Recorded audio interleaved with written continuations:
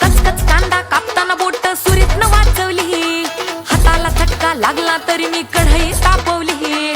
कचकच कांदा कापताना बोट सुरीतनं वाचवली, हाताला चटका लागला तरी मी कढई तापवली.